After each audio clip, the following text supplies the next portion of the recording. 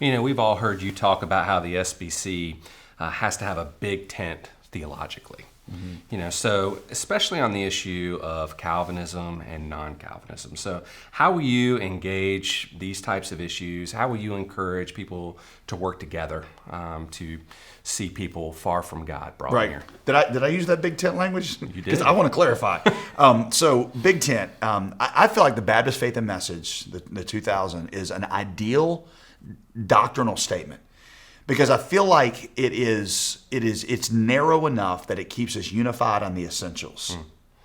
But it's broad enough that it allows for liberty in the non-essentials. Because if you get too broad, then you get people that you're like, I'm not really sure I'd want somebody to come to your church, that we plan. And if you get too narrow, then you just become very, way too inclusive. And so I think the Baptist Faith and Message got it right.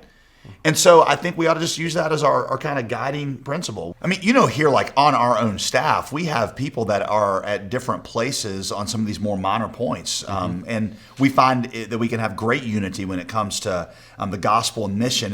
I know it's a cliche, but you keep the main things the main thing, and that gives you grace toward one another in the less essential things. And if you are excited about the doctrines that are championed in the Baptist Faith and Message, then man, there's not just room for you in the SBC. There's places of leadership, and we need to join together and say, yep, I disagree with you on that issue, but we're united about the big things. Yeah.